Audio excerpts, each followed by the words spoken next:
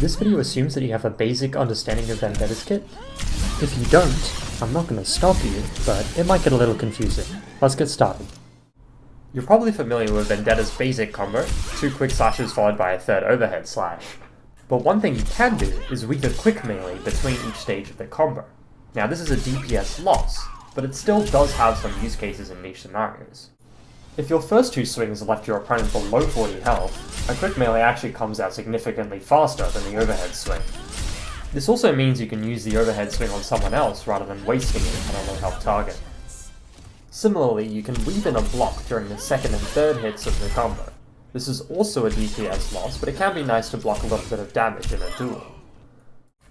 One quirk of Vendetta's overhead swing is if you do it in midair, you get a little aerial hop before the downward swing actually activates and does damage.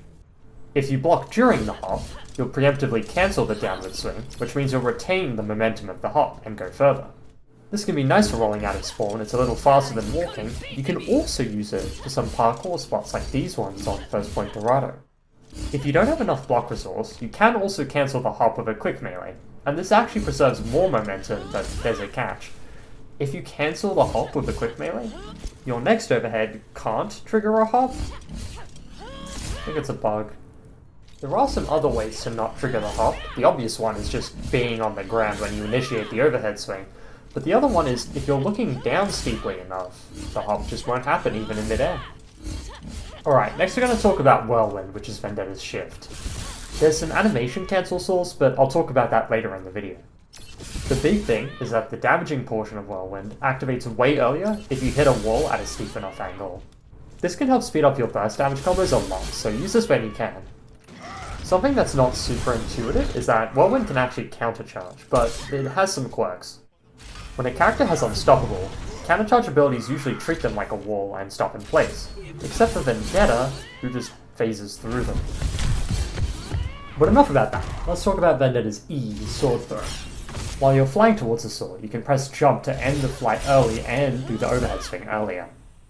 You also fly towards the sword slightly sooner if you hit a surface close to you. Vendetta also has a bhop tech. Normally when you hit the ground you get locked out of the overhead swing, but if you hold jump in the air, you can hit the ground once without the game cancelling your overhead swing.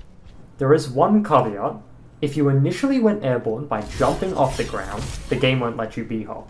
This means you can walk off an edge, get booped off the ground, have the sword pull you off the ground, or even jump cancel while in midair, and still get the bhop. This has a lot of utility. You can delay your swing, go a lot further than expected, and also weave around tight corners like this.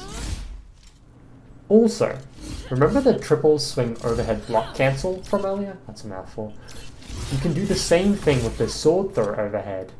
And if you cancel it with quick melee, you'll get more momentum and it doesn't trigger the bug unlike the regular triple swing. Combine this with the bhop and you can get some ridiculous movement.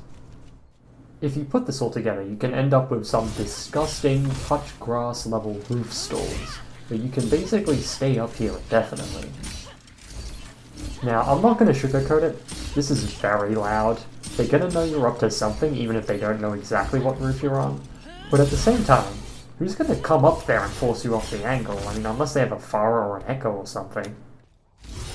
If you pick the right spots to do this in, you can make the enemy team very paranoid. I mean, how do you even push through this?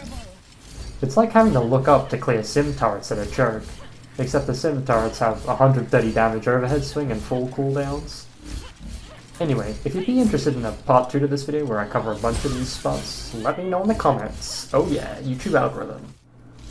One thing about sword throw is that you can use Vendetta's other abilities, like block projectile or whirlwind, while doing it.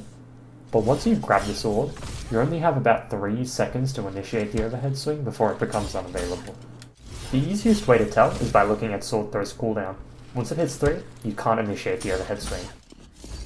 Now let's move on to animation cancels. The ending animation of overhead swing can be cancelled into whirlwind, sword throw, and even the block projectile, which I'll just be calling projectile from now on. The thing is, projectile also lets you cancel into whirlwind and into sword throw. This gives us access to a lot of high damage burst combos.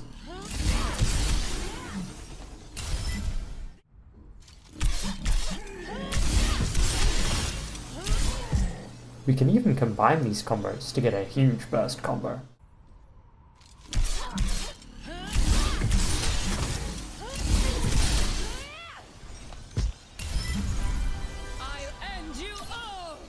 I also forgot to talk about the ult.